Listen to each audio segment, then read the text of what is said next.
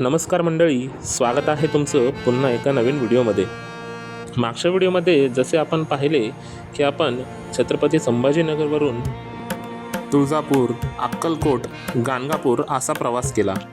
गाणगापूरला रात्री मुक्काम करून आज आता आपण सकाळी निघालो आहोत श्री क्षेत्र कुरोपूरसाठी. आज आपण गाणगापूरहून कळबुर्गी, नंतर शहाबाद, नंतर वाडी हे गाव पार करून यादगिरी व मखतळ मार्गे कुरोपूरला पोहोचणार आहोत.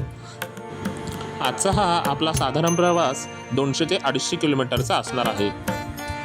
जर तुम्ही स्वतःच्या गाडीने येणार असाल तर तुम्हाला हाच रूट सोयीस्कर पडेल व आपण ट्रेनने येणार असाल तर रायचूरपर्यंत ट्रेनने यावे व तिथून पुढे मखतळसाठी बस मिळते. ती बस घेऊन मखतळला आल्यावर तिथून शेअर टॅक्सी किंवा जीप्सद्वारे तुम्ही कुरोपूरला पोहोचू शकता. गुगलला तुम्हाला लोकेशन पंचदेव पहाड हेच टाकावे लागेल. चला तर मग आपली ही यात्रा सुरू करूया. श्रीपाद राजम शरणम प्रपद्ये श्री गुरुदेव दत्त. कुरोपूरला आम्हाला पोचायला रात्र झाल्यामुळे ते मी काही शूट करू शकलो नाही. रात्री आम्ही डायरेक्ट पंचदेव पहाड इथे श्रीपाद छाया आश्रम येथे आमच्या रूम बुक होत्या. तिथे आम्ही डायरेक्ट गेलो व आता हा व्हिडिओ सकाळी बनवत आहे. श्रीपाद छाया आश्रम येथे तुम्हाला रूम बुक करण्यासाठी 1.5 ते 2 महिने अगोदर बुकिंग करून ठेवावे लागेल. ते आपलं नाव नोंदणी करून घेतात व तुम्हाला रूम बुकिंगचं कन्फर्मेशन देऊन टाकतात. इथे तुम्हाला सकाळी चहा व सकाळचा नाश्ता, दुपारचे जेवण व रात्रीच्या जेवणाची सुद्धा सोय होऊन जाते. प्रसाद स्वरूपात आपल्याला इथे भोजन घ्यावे लागते.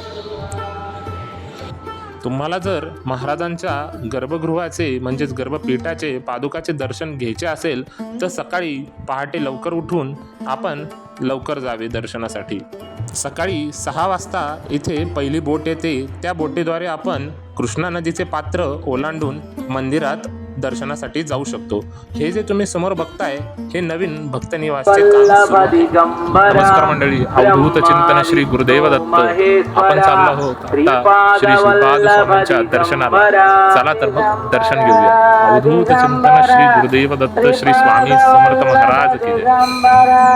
आपण जर ऐन उन्हाळ्यात किंवा उन्हाळ्याच्या दरम्यान येणार असाल तर इथे जाण्यासाठी 2 तट आहेत.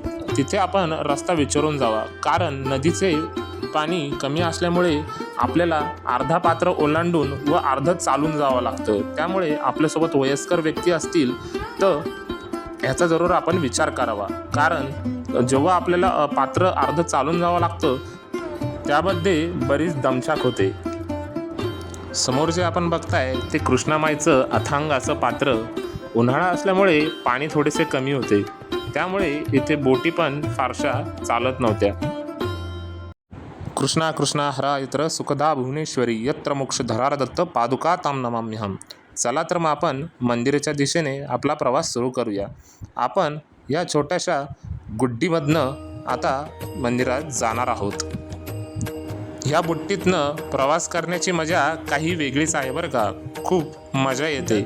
आपण जेव्हा कधी कुरोपूरला श्रीपाद स्वामींच्या दर्शनाला येणार असाल तेव्हा या बुट्टीतनं जरूर प्रवास करावा, हा मी तुम्हाला सल्ला नक्की देईन. या पात्रामध्ये बऱ्याच प्रमाणात मगरींचे देखील दर्शन लोकांना घडले आहे बरं का. कुरोपूरला आल्यानंतर एक वेगळीच शांतता जाणवते. एक वेगळीच नैसर्गिक ऊर्जा इथे आपल्याला अनुभवायला मिळते. इथलं वातावरण खूप प्रसन्न आणि आनंददायी आहे.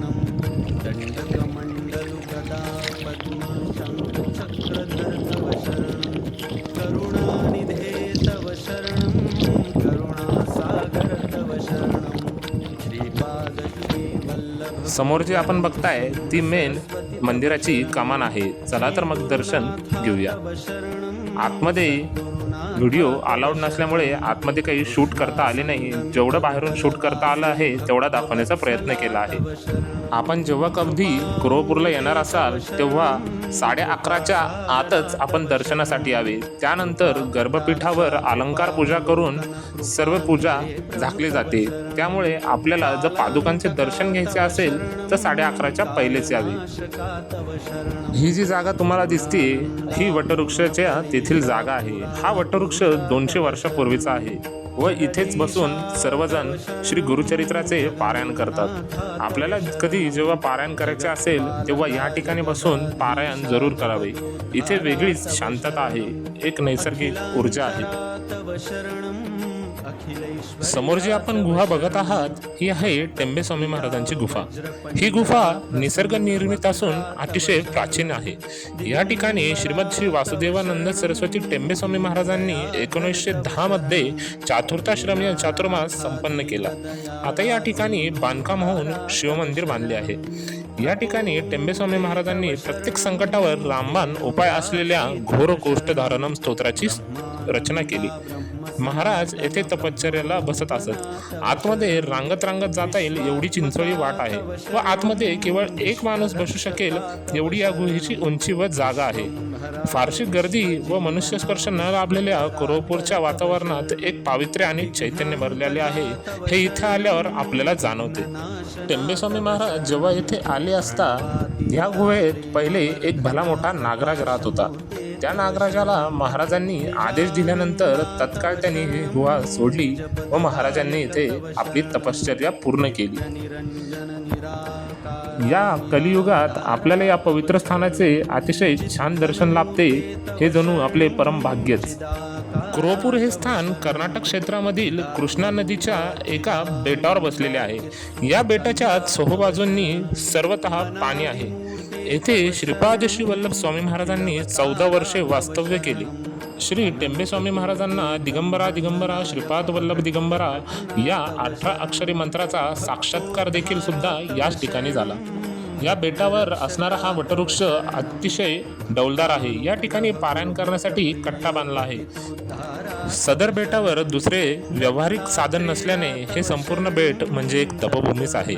मनापासून ज्यांना श्री गुरुदत्तांची सेवा, पारायण, जप, अनुष्ठान करावायचे आहे त्यांच्यासाठी ही स्वर्गभूमीच. कोणाचाही त्रास नाही, स्पीकर, रेडिओ, TV यांचा व्यत्यय नाही, फक्त एकांतच. केवळ सांगून, वाचून अथवा ऐकून या स्थानाचे महत्त्व कळणार नाही. खूप सुंदर असे दर्शन झाले स्वामी महाराजांचे. आता आपण पुढच्या प्रवासाला निघत आहोत ते म्हणजे श्रीशैल्यमध्ये. सर्वांनी इथे यावे. जरूर महाराजांनी बोलवल्याशिवाय इथे येता येत नाही हे तर नक्कीच. श्री गुरुदेव दत्त श्रीपाद राजन शरणम प्रपद्ये. दत्त संप्रदायातील अनेक थोर महात्मा पुरुषांनी इथे येऊन मुक्काम केला आहे. जसे की परमपूज्य श्रीमती श्री वासुदेवानंद सरस्वती टेंबे स्वामी महाराज, श्री श्रीधर स्वामी, श्री नाना महाराज ताराणेकर, श्री पोखरापूरकर महाराज, श्री गुळवणी महाराज, श्री कविशर, श्री मामा देशपांडे इत्यादी तपस्वी व्यक्तींनी या ठिकाणी मुक्काम केला आहे. तुम्ही जर माझ्या चॅनलला अजूनपर्यंत सबस्क्राईब केलेलं नसेल तर सबस्क्राईब करा व शेजारची बेल आयकॉनसुद्धा दाबा, जेणेकरून तुम्हाला असेच नवनवीन व्हिडिओ बघायला भेटतील. श्री गुरुदेव दत्त.